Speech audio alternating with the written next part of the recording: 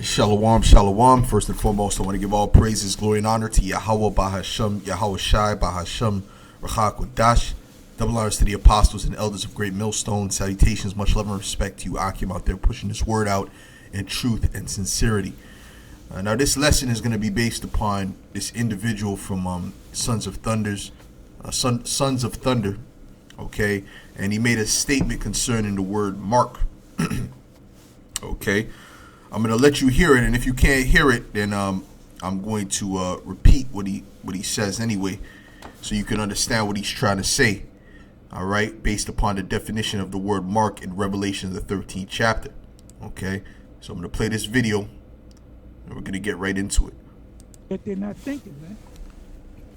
They're not of the Church of Berea. They don't question things. So let's come back.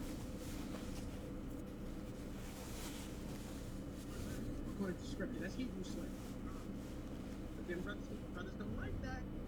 You know, brothers say it's the chip. Listen, we never talked about this at camp. Brothers say it's a chip because it is the chip. Brothers say it's a chip because it is the chip. Today's a better day than any day. The chip has been. When I go to the supermarket and I pay for food, it says insert. Well, what does that have to do with anything? These guys act like this is a damn comedy show. What does it have to do with anything that it has a chip in your card? The difference is it says it's going to be in your right hand or your forehead. That's the difference. The scripture clearly says that. Okay, but this is not the point I want to get dealing with that. I just have to say that because he's acting like because you have a chip in your card, a chip in your phone, that's the same thing as having it inserted into your forehead or your hand. That's the difference. Okay? Having it in your card or your phone, there's nothing wrong with that. Having it in your forehead or in your body is letting them know that you belong to the Edomites. You belong to the elites. Okay? That they're your God. Okay? They could turn off your chip when they please. They can take out money when they please. And really, they can control you with that when you have that in you. Literally. Okay? By putting out certain frequencies and so on and so forth. So I don't know what is the point this guy is trying to make with that. Let's continue. No, brother. The word is Charagma, which means to cut or make an incision. Lying. Hold on. How are we lying? The word does mean to cut or make an incision. We look up the definition all the time. So I'm going to look it up again, and I'm going to look it up from 3 different websites, 3 different sources, which most likely come from the same sources, the same source, which is the Strong's. But we're going to look it up anyway. Okay? This is off Bible Study Tools. Okay? It says a stamp, an imprinted mark, stamped on the forehead or the right hand, as the badge of the followers of the Antichrist, which is the same thing it says in in the blue letter, right? The mark branded upon horses. Same thing in the blue letter. Thing carved, sculpture, graven work of idolatrous images. Okay, so a thing carved, sculpture, graven work of so when you graven something, you have to cut it to grave it. Okay, you have to cut it. When they're making something out of a piece of rock and they're gonna make, let's say, the face of somebody, they would have to use the pointy hard object, and they would have to hit it with a hammer for it to enter in, for it to make an incision. Okay. And when you carve something, you have to cut it to carve it. When you carve a piece of turkey, don't you have to cut the turkey to carve it? Don't you have to make an incision within the turkey to carve it? Absolutely. So you just got to use your head, okay? Let's get and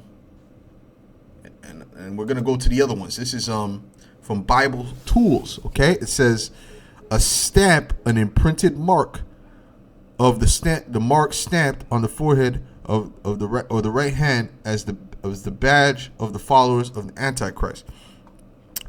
Okay, it says the mark branded upon horses, thing carved, sculptured, graven work.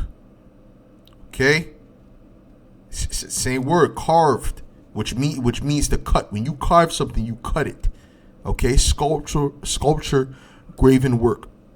Okay, and what they're gonna do is they're gonna grave it inside of you. All right, that's the point. Now, when you come to the actual Strongs from Bible Hub, okay, it says a stamp. So, like, this computer's messing up real quick. Hold on, give me a second. Okay. It says a stamp, impress. All right, a usage, sculpture, engraving. Okay, which is to cut. To sculpt or to engrave is to cut.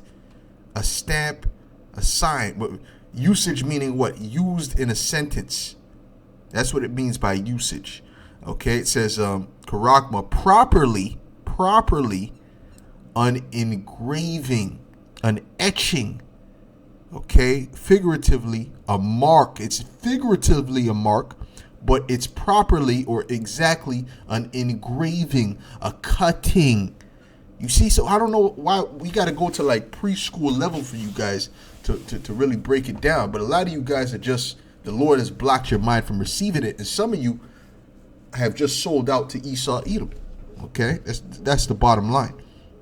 Because it's very funny how you all have the same type of breakdown, and none of your breakdowns are very go into detail.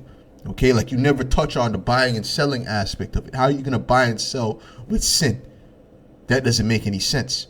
It makes absolutely no sense to go to the store and buy and sell with sin, because you're buying and selling right now. Okay? So how are they going to cut you off based upon you sinning? You see what I'm saying? No, it's a physical mark. That's why they're setting up a digital society. It's not that complicated. It's really not that complicated. This is really not even that much of a mystery at this point in time. Okay? It says figuratively a mark. That's why Edomites can get it. That's why other nations can get it. That's why they can see it clear. That's why people see it clearly as soon as we bring it out. Okay? It says figuratively a mark providing undeniable identification, like a symbol giving irrefutable connection between parties. Oh, goodness. A mark providing undeniable identification. Golly. Hold on now. Are they not going to put your ID within it? Are they not going to put your social security within it? Are they not going to put your health information within it? Your banking information within it? Who you are? Right? Like when you flash your hand in front of, like they show you in these futuristic movies, you flash your hand in front of the sensor, it says, hello, Mr. Yakamoto. Okay? That's an identification. An undeniable identification. Why? Because it's within you. It's not a card that you could have taken off of somebody else. It's actually within you. And you're going to see them promote it, okay? It says, like a symbol giving irrefutable connection between parties. What are the two parties it's giving irrefutable connection to? To you and the government. To you and Esau, Edom.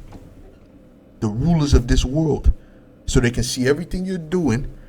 Okay, so you're on the grid or within the system, which the word system means pit.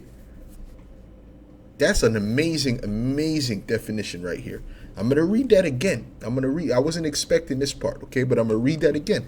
It says a mark providing undeniable identification, an ID, like a symbol giving irrefutable connection between parties.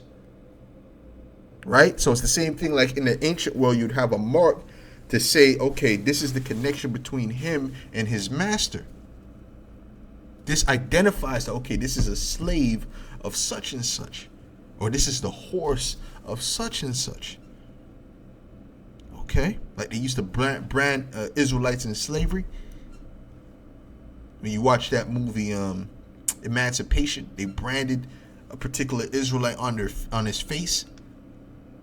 That was the connection between him and the master, so to speak. All right. It says later, Charagma later became the identification marker, like with an owner's unique brand mark, like I just said. Okay, but now the owner is going to be who? Is going to be the elites, okay, of Esau, Edom. You see, this is why the Most High is not going to deliver anyone that gets that mark. And we're going to go into the word incision and cut and all of that. Okay, but what I want to do is I want to read Revelation, the 13th chapter. This is Revelation 13 in verse 16. And it says, matter of fact, let's break it down from 11, because a lot of these guys don't do that. They don't break down the full aspect because they don't understand the full aspect. The more you can break down something in detail is the more you understand it. Okay? The less you can break it down in detail, or the more blurry the lines, the less clear it is that you can break it down, you understand that thing less. Okay? This is Revelation 13:11. It says, and I beheld another beast coming up out of the earth, and he had two horns like a lamb, and spake as a dragon. Now this represents this system. The two horns represent the so-called conservative, which over here in Canada we call it the Conservative Party. Okay? In America they call them the Republicans. It's the same type of party. Okay? And then you have the liberals over here, which would be equivalent to the Democrats in America. When you go to any of these beast countries, which are NATO and the EU countries, right, that deal with democracy, all right, they have a system like that. They have a party that's more liberal, and then so-called, and they have a party that's more conservative. This is the two horns like a lamb, but they're all on the same beast. Okay. And he spake as a dragon. Now the dragon is going into their draconian measures that they're pushing forth. Really, they have draconian measures even now. Like the fact that you get charged for not wearing a seatbelt, or they got the speed meter gun that where they're hiding in the darkness, and they use the gun and they come out and they chase you. That's very predatory. You see, and these things wouldn't be accepted if you would go back to the 1920s. People would have been rioting for this stuff. The fact that the amount of taxes that they take out of your check. They take taxes out of your check. They tax you ridiculously. And then on top of that, you got to pay tax for everything that you buy. And then on top of that, they come with income tax. You might have to pay more taxes. You see what I'm saying? So this place is very, very draconian even now. But Esau is about to make it really draconian, which goes back to the Roman Emperor Draco, which was a very, very cruel ruler. Okay, that's why it says he spake as a dragon. See, they can't break this down because they don't they don't study. All right, so I'm not going to go into all of that right now. I want to kind of breeze through it. All right, so just bear with me. You guys can look this up as well, you brothers and sisters. All right, it says, and he exercises all the power of the first beast before him, and causeth all the earth and them which dwell therein to worship the first beast, whose deadly wound was healed. Who was that first beast, which was one of the heads? It was the Roman Empire. Okay, it was wounded as unto death, meaning what? It went down. In other words, the Edomite, which was the Western Europe at that time, they went down, okay, and the Eastern Europe, which was ruled by Jake, came up, and then we entered into what was known as the Dark Ages, or the Byzantine Empire, where Israelites were ruling, where you get the Moors, the Saxons, which were all so-called black people, ruling. Okay, this is the time you came into, and that was the basically the wound, the deadly wound upon the Roman Empire that was ruled by the Edomites. Now, when you go into the 1400s, you have the Renaissance, or which means the rebirth, which was the rebirth of the Edomites coming back into power, coming out of the dust, out of that low state. Matter of fact, let me get Revelations, the 20th chapter. Okay, and we're gonna get down to the main points, but I'm gonna break down this whole thing so you can understand it. Okay, what these guys can't do, what these other camps can't do. All right, through the spirit and power of Yahweh Shem Shai, and the spirit coming upon the apostles to break it down to us, you know, and the spirit begins to work with us to break it down ourselves, right? To get particular revelations and things of that nature. Well, that's how it works. But it starts with men. So anyways, this is Revelations 20 and verse 1. It says, and I saw an angel come down from heaven, having the key of the bottomless pit and a great chain in his hand. Now, the bottomless pit is speaking about Europe. Okay? You go to, particular scriptures. One scripture that comes to mind that says, you have chosen the one pit, which is speaking about the land of Israel. Okay, because lands are known as pits. Now, the bottomless pit is Europe because of the lack of resources. That's why they need to constantly import. You know, they're sucking Africa dry because the lack of resources in Europe. Okay, that's why it's known as the bottomless pit. And a great chain in his hand. And he laid hold on the dragon, the old serpent, which is the devil and Satan. This is speaking about the Edomites. Okay, because their system, the dragon system, the beast system of today is ruled by the Edomites. The Edomites are in control. Okay, and it says the old serpent because remember it said that thy seed shall have contention with the woman's seed, meaning women don't bear seed. It just means that they would have contention with the righteous. Okay, which really is Adam's seed. Okay. They would have contention with it because spiritually, both the righteous and the wicked came out of Adam, which was Abel. Seth were the righteous, and then you had Cain, which was the wicked one who slew Abel. Now, they were reincarnated after the flood as who? As Jacob and Esau. The righteous being Jacob and the wicked being Esau. Okay? So you have to understand this. You have to understand reincarnation. Just like individuals are reincarnated, kingdoms are reincarnated. Okay? This is the reincarnation of the Roman Empire, so to speak. Okay? It says, and he laid hold on the dragon, that old serpent, which is the devil and Satan. See, the Christians wouldn't understand what's going on here. This is speaking about the Edomites. He laid hold on the Edomites. Okay? And what? And bound him 1,000 years. Now, this was the time of the fall of the pagan Roman Empire, which was the Edomite ruled Roman Empire, and the beginning of the 1,000-year period that the Israelites ruled in Europe. Okay? Which began to really end around the 1300s. And that's when the Edomites started to grow into power, because it wasn't in one day the Edomites just came into power. No, it was a gradual thing. And one of the main things that took us down was that plague of the pneumonic and bubonic plague, which took out 2/3 of Israelites in Europe. That's what helped Esau, Edom, get into power, and that was from the Most High. It said, and cast him into the bottomless pit, and shut him up, and set a seal upon him, that he should deceive the nations no more. Because what does Esau do when he's in power? He deceives, just like he's going to deceive them into taking that mark. Till the 1,000 years should be fulfilled. Because you know what? Esau is going to be saying the same thing that these camps are saying. Oh, this has nothing to do with Revelations, the 13th chapter. That's ridiculous. That's nothing but religious extremism. You know how the devil gets down. That's what he's going to say. He's going to say the same thing as these camps, which should make you question these camps. All right? And a lot of people are going to question them. Okay? Some people it's going to be too late, and they're just not going to be fully convinced, and they're going to go ahead and take it, and then they're going to be destroyed. It says, till the 1,000 years should be fulfilled. And let me read this part again. So like it says, that he should deceive the nations no more till the 1,000 years should be fulfilled. And after that, he must be loosed a little season, the Renaissance. Okay? So you can understand. Now let's get back to Revelations, the 13th chapter. And we're going to jump to, we're not jumping anywhere actually. We're going to stay at the 13th verse. It says, and he doeth great wonders, so that he maketh fire come down from heaven on the earth in the sight of men, right? His missiles and things of that nature, his fighter jets, so on and so forth.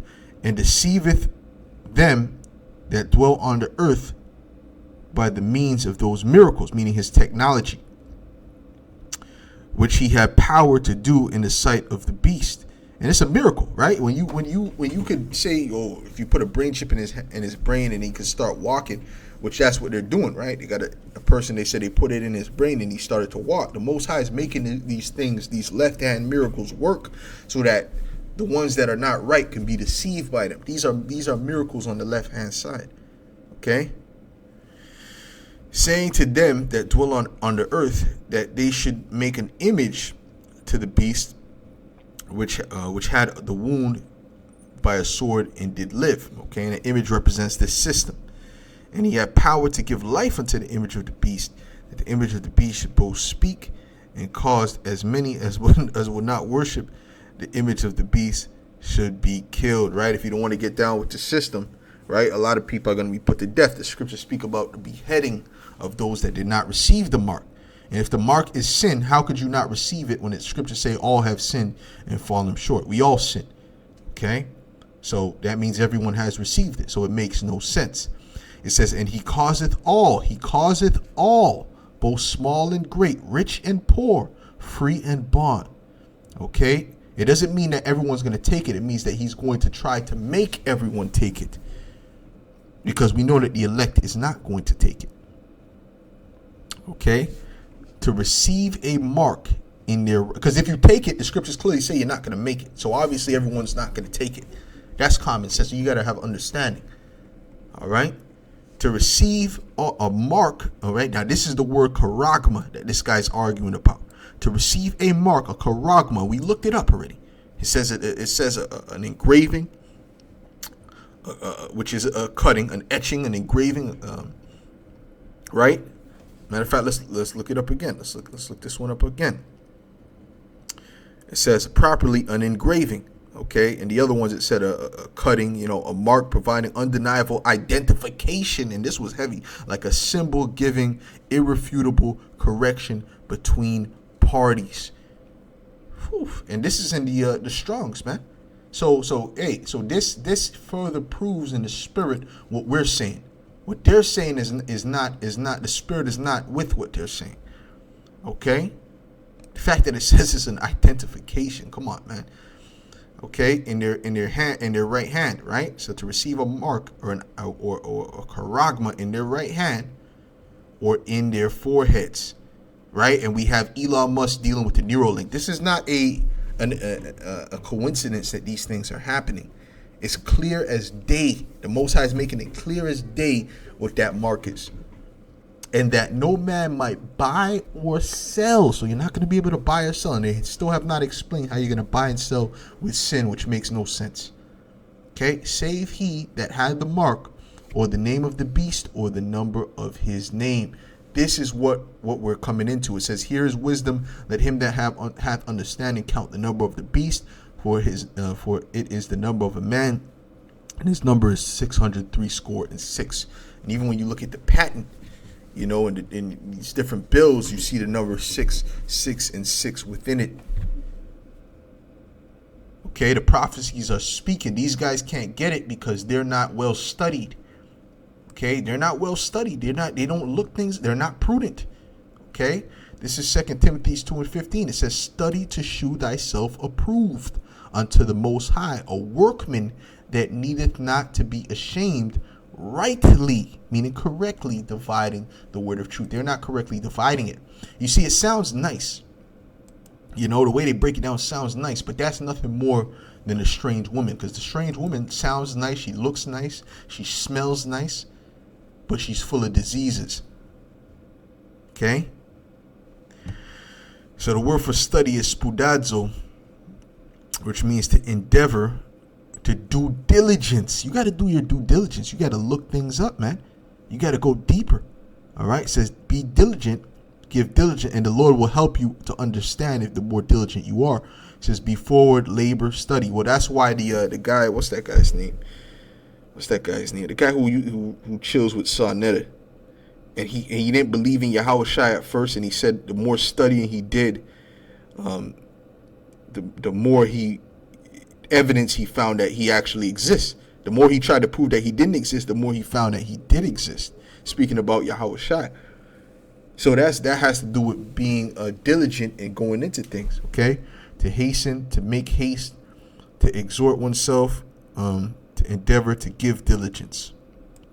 And a lot of these guys don't give diligence. They hear what the person says, and then that's it. That's it, right? Which another thing that proves that they're not giving diligence is that they'll try to tie this mark to the mark in Ezekiel 9:4, which just has nothing to do with this mark. Ezekiel 9:4 is a completely different. If you were to put that into Greek, it would be a completely different type of word than Charagma. You could only tie Charagma to Kwai or Karath, which Karath, which would go into graven as well, sounds very similar to Karax, which is the root word for Charagma. Let's look that up actually. Let's go there real quick. Karath is the word for graven in particular scriptures. You know, excuse me. All right, Charagma, which sounds very similar to Charagma or Karax, excuse me. So, all right, it says a stamp. We know that it's the same definition: a stamp, an imprinted mark, okay, of the mark stamped on the forehead of the right hand as the badge of the followers of the Antichrist. The mark branded upon horses. Okay, this is physical thing carved. All right, which is a cutting, sculpture, graven work of idolatrous images. Now you go to the root. The root is karax. Okay, every word has a root. Now the root for karax is a pale, a stake, a palisade. And when you look at a pale, a stake, a palisade, it looks like the device that they use to put the mark into you, to put the I say the mark, you know what I mean, the real mark, the CHI to the P. Okay, let me type in Google real quick. Let's type in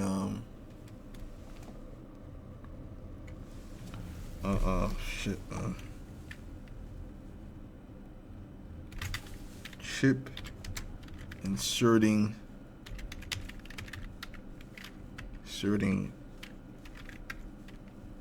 device.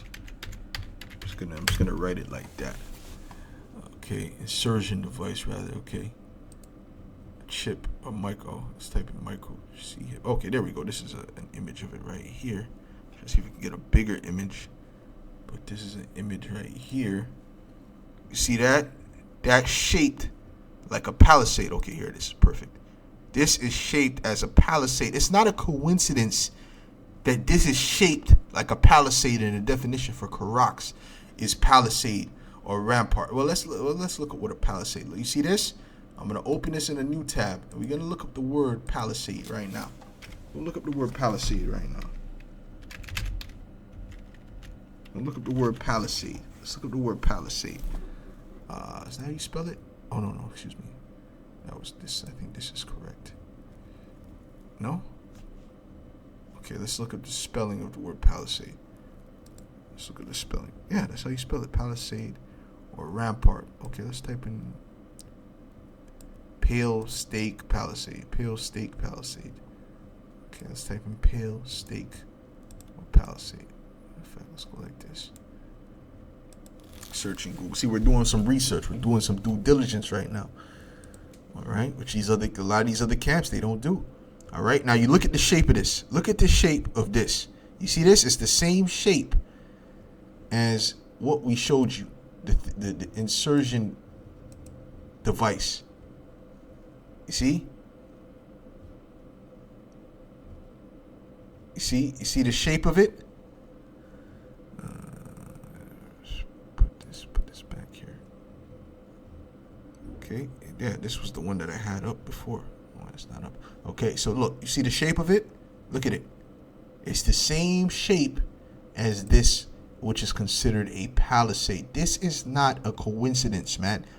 If you're a spiritual person, you know that there's really no such thing as coincidences. But these guys are not spiritual. These dudes are not spiritual. That's why they get deceived. Okay? This is what a palisade looks like. And this is the device. This is the root word of the word charagma, which is karax. And that's what they're going to use to put the charagma inside of you. And that's what they use to make the what? The incision. Yo, Man, you cannot make this up. Okay, you cannot make this up. All right. Now let's look up the word incision. Okay, because not talking about a cut. It's not talking about cutting. We just read engraving, right? Now it says which you have to cut to engrave something, or to sculpt something. You have to cut it. Come on, man. Use your brain, man. It says incision. It says a surgical cut. Okay, it says a surgical cut made in skin or flesh. This is an incision, a cut. Okay, a cut. And you need to, hold on, let's look at the next definition. A mark or decoration cut into a surface. A mark. You see, and that's the word for what? He that receiveth a mark, a cut. Right? An incision. All right. But you have to cut the surface of it to create that engraving, that sculpting. You have to cut the surface. That's common sense. The action or process of cutting into something. So I don't see what these guys don't understand. Engraving, if you have to engrave something, you have to cut it. Cut to make an opening. Are you not making an opening to engrave something? Are you not opening it up? Are you not finding an opening to crack it? Right? You're cracking it by creating an opening. Right? I'm speaking about like someone who's actually sculpting an idol, right? But what they're going to do is they're going to sculpt into your flesh. They're going to cut into your flesh. They're going to open up your flesh to insert that MOTB. It's not that complicated. Incision or wound. All right, you have to create a wound to insert that with a sharp-edged tool or object. Divide into pieces with a knife or other sharp implement, right? Like what? Like a palisade, like this device. This is a sharp instrument. You see, there's an incision right there. There's an incision. There's the cutting. There's the engraving. Hold on, actually, you can't even see it when I'm showing you. Okay, look, see, this is the incision. This is the graving, which actually leaves a mark, but the true mark is inside, which is an identification, as we saw in the Strongs. You see, so listen, the Spirit is revealing the truth, but the ones that don't get the truth, those are the ones that are going to be destroyed. They're going to take it, and Revelation 14:9 is going to happen unto them. Now this is Acts 17:11. It says, these were more, matter of fact, I'm going to start at 10. It says, and the brethren immediately sent away Paul and Silas by night unto Berea, who coming thither went into the synagogue of the Jews. These were more noble than those of Thessalonica, in that they received the word with all readiness of mind, and searched the scriptures daily, whether those things were so. All right, that's what made them what? More noble than the ones of Thessalonica, because what? They searched the scriptures daily. They didn't just believe it. They actually searched and did research, as we do here at Great Millstone. We don't just listen to something and then because the apostle said it got to be right. No, it doesn't work like that. Okay, it doesn't work like that. We trust those men through the years. You know, brothers who've been watching them for years. I trust that those men are men of integrity through watching them in the years. But even though we're just men, the scriptures say that great men are not always wise. So you got to look things up too. You can't just follow somebody blindly. You got to look things up for yourself, man. And we look this thing up, and this is clearly the C-hip. And you guys that don't get it, you go ahead and take it, you will be destroyed. And I'm going to read that too, and I'm going to end it off on that. Oh, and I wanted to say this, because the things that you guys are saying are idle words. The things that you guys are teaching are idle words, and it's guile. The scriptures say that the elect will not be found with guile in their mouth, which means deceit. Now I'm going to show you what the word, I've been going into this lately. The word idle, we're going to go into the word and the meaning of it. It says, but I say unto you that every idle word that men shall speak, they shall give account. This is Matthew 12:36. But I say unto you that every idle word that men shall speak, they shall give account thereof in the day of judgment. Now, when you deal with idle, got to look up the word idle now.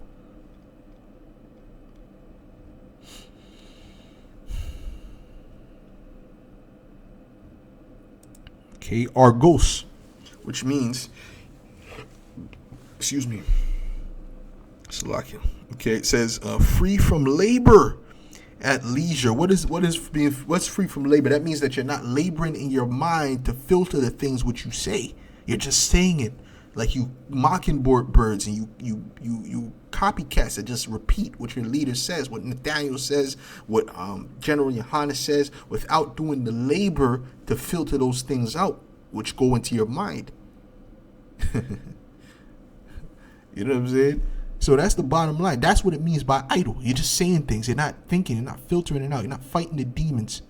Okay, free from labor, at leisure, lazy, shunning the labor which one ought to perform. And one of the labors that you ought to perform is to study these things so that you can find out what you're saying is correct or not. Okay? Maybe getting that sizzler spirit. Listen to me. All right? Okay? This is Proverbs 14 and 15. It says, the simple believeth every word, but they're not laboring to try to filter those words that they're hearing in their mind, okay, to see if it's so, like the church of Berea. But the prudent man, the wise man, the diligent man, okay, the prudent man looketh well to his going. So he's watching, okay, is this correct? Let me make sure. Oh, this is good too. A wise man feareth and departeth from evil, but the fool rageth and is confident. These guys are confidently wrong. And they're speaking like they know what they're talking about.